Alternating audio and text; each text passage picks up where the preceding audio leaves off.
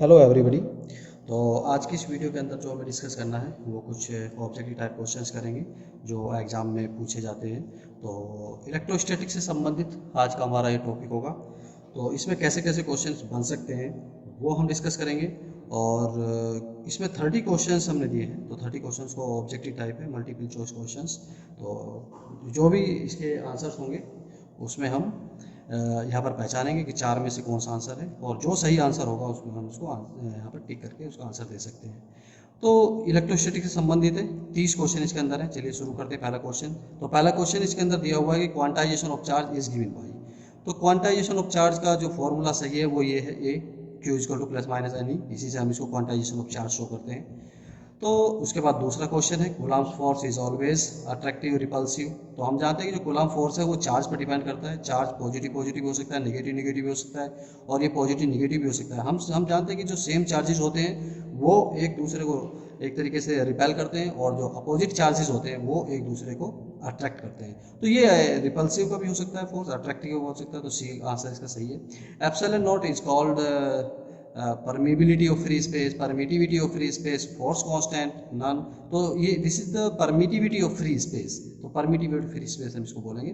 Numerical value of epsilon not क्या होगी, इसके अंदर हमें आंसर देना है। तो इसके अंदर जो न्यूमेरिकल वैल्यू होती है वो 8.85 इंटू 10 की पावर माइनस 12 कूलम्ब का square upon newton metre square होता है। तो इसका आंसर यहाँ पर सही होता है।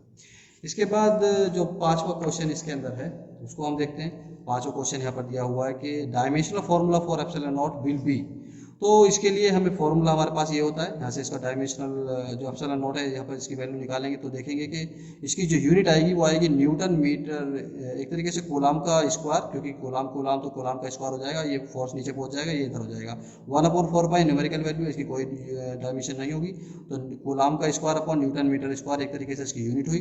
तो जब यहाँ से हम इसको हल करेंगे तो कूलम्ब का स्क्वायर मतलब ए टी का स्क्वायर, ए स्क्वायर टी स्क्वायर। तो यहाँ से इसकी अगर हम देखें तो ये पहले ऑप्शन जो है माइनस वन की -3 T4 A2 की, जो इसकी डायमेंशनल फॉर्मूला यहाँ पर होगा, इसकी बीमा ये होगी। तो क्वेश्चन नंबर 6 पर देखते हैं कि F E and F G are the electric force and gravitational force. तो विच वन इज ट्रू। तो इनमें जो हम यहाँ पर जो एफ ई और जो एफ जी है ये यहाँ पर विद्युत बल है और गुरुत्वाकर्षण बल है। तो इन दोनों में कौन ज़्यादा होता है, इलेक्ट्रिक फोर्स ज़्यादा होता है या ग्रेविटेशनल फोर्स ज़्यादा होता है। तो हमने डिस्कस भी किया था पिछली क्लास के अंदर, कुछ वीडियो के अंदर पिछले डिस्कस किया था कि जो इलेक्ट्रिक फोर्स होता है वो ग्रेविटेशनल फोर्स से हमेशा ज़्यादा होता है। तो इसका सी आंसर होगा। Vector form of electric force is given by. तो वेक्टर जो हमारा इलेक्ट्रिक फोर्स होता है ये, तो इसकी वेक्टर फॉर्म क्या होती है, ये होगी या दोनों होगी या नहीं होगी। तो हम देखते हैं कि ये और दोनों ये सही है, इसका मतलब सी आंसर इसका सही होगा, क्योंकि जो यूनिट वेक्टर होता है उसको हम vector R upon vector R का मैग्नीट्यूड लिख सकते हैं। तो यहाँ से इसका यही फॉर्म बन जाती है। तो ये इसका आंसर होगा। इसके बाद हम देखते हैं कि जो आठवां क्वेश्चन इसके अंदर है वो ये है कि force experienced bye a unit charge क्या कहलाता है। पोटेंशियल होगा, इलेक्ट्रिक फील्ड होगा, या इलेक्ट्रिक फ्लक्स होगा, या कुछ भी नहीं होगा। तो फोर्स पर यूनिट चार्ज हमेशा इलेक्ट्रिक फील्ड कहलाता है, ये हमें पता होना चाहिए। तो इसका बी आंसर सही है। तो इसके बाद 9th क्वेश्चन को देख लेते हैं कि electric field E varies with distance R. तो यहाँ पर जो इलेक्ट्रिक फील्ड है वो डिस्टेंस के साथ कैसे वेरी करता है, ये हमें यहाँ पर देखना होगा। तो अगर इसमें एक तो ये होता है कि वो जो हमारा चार्ज डिस्ट्रीब्यूशन है वो लाइन चार्ज है या पॉइंट चार्ज है या स्फेरिकल डिस्ट्रीब्यूशन है या स्फेरिकल सेल, अगर ऐसा नहीं बताता है तो हम इसको पॉइंट चार्ज मान के करते हैं। तो इसका उस हिसाब से सी आंसर हो जाता है, क्योंकि जो फोर्स है वो इनवर्स स्क्वायर लॉ को फॉलो करता है, तो 1/r स्क्वायर पे डिपेंड करता है। तो ये इसका आंसर होगा। In the electric field E the charge experienced by A the force experienced by a unit test charge q naught is given by। तो यहाँ पर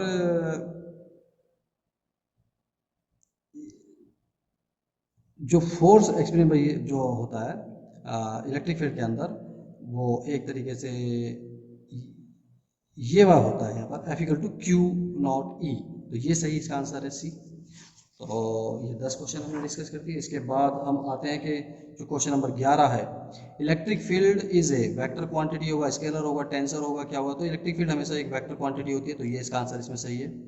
उसके बाद 12 नंबर पर जो क्वेश्चन है, the direction of electric field due two plus Q charge is.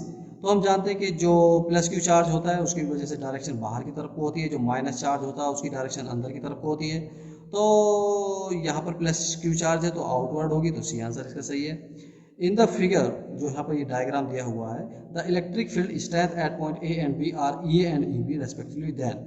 यहाँ पर जो इलेक्ट्रिक फील्ड लाइंस हमने यहाँ पर ड्रॉ की हुई हैं और देखा गया है कि जो ए पॉइंट हमने यहाँ बनाया है और बी पॉइंट यहाँ पर बनाया है, तो कहाँ पर इलेक्ट्रिक फील्ड ज़्यादा होगा वो हमें बताना है। तो देखते हैं कि इलेक्ट्रिक फील्ड को कैसे डिसाइड करते हैं। जब इलेक्ट्रिक फील्ड लाइंस दी हो तो हमें यहाँ पर पता होना चाहिए कि जहाँ पर इलेक्ट्रिक फील्ड लाइंस पास पास होती हैं वहाँ पर इलेक्ट्रिक फील्ड स्ट्रेंथ ज़्यादा होगी, और जहाँ पर इलेक्ट्रिक फील्ड लाइंस दूर दूर होंगी वहाँ पर इलेक्ट्रिक फील्ड स्ट्रेंथ जो होगी एक तरीके से कम होगी। तो बी पर कम है, ए पर ज़्यादा है, तो लिखेंगे यहाँ पर ये डी इसका आंसर होगा कि electric field at point A will be greater than the electric field at point B.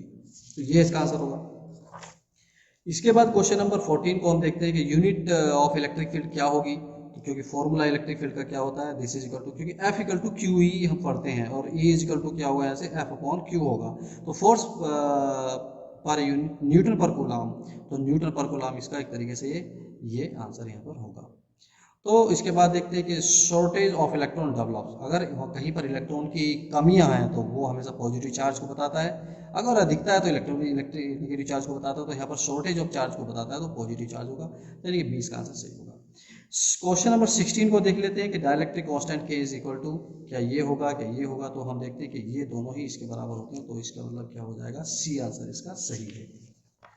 तो इसके बाद क्वेश्चन नंबर 17 को देखते हैं, electric field electric force between protons and neutrons is. तो हम जानते हैं कि जो इसका फॉर्मूला होता है वो ये होता है, लेकिन हम जानते हैं कि जो न्यूट्रॉन पर चार्ज होता है वो तो जीरो होता है, तो इसीलिए इलेक्ट्रिक फोर्स भी यहाँ पर जीरो हो जाएगा, तो सी आंसर इसका सही है। Two electric field lines can intersect never intersect, तो कौन सा होगा। हम जानते हैं कि जो इलेक्ट्रिक फील्ड लाइंस होती है वो कभी भी एक दूसरे को इंटरसेक्ट नहीं करती हैं। अगर ऐसा करती हैं तो एक पॉइंट पर दो डायरेक्शन हो जाएंगी, जो कि पॉसिबल नहीं है। इसीलिए जो इलेक्ट्रिक फील्ड लाइंस हैं वो कभी भी एक तरीके से इंटरसेक्ट नहीं करती हैं, एक दूसरे को नहीं काटती हैं, तो 20 का सही हुआ। Dielectric constant K for glass and water are KG and K W then. तो हम देखते हैं कि जो डाइलेक्ट्रिक कांस्टेंट है, जो परावैद्युतांक है, वो गिलास और पानी में किसका ज़्यादा होता है। तो हम देखते हैं कि यहाँ पर पानी का जो डाइलेक्ट्रिक कांस्टेंट है वो ज़्यादा होता है, तो एक तरीके से यहाँ पर ये ए आंसर इसका सही होगा। तो नेक्स्ट क्वेश्चन देखते हैं।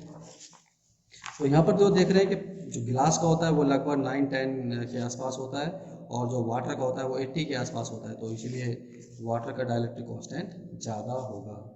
चलिए फिर नेक्स्ट क्वेश्चन देखते हैं 20। The four charges are placed at four corners of a square as shown in the figure. The electric field at the centre of the square is. यहाँ पर एक स्क्वायर दिया है, वर्ग दिया हुआ है, और जिसके चारों कोनों पर हमने यहाँ पर 2q चार्ज है, यहाँ पर 3q चार्ज है, यहाँ पर 2q चार्ज है, यहाँ पर 3q चार्ज है।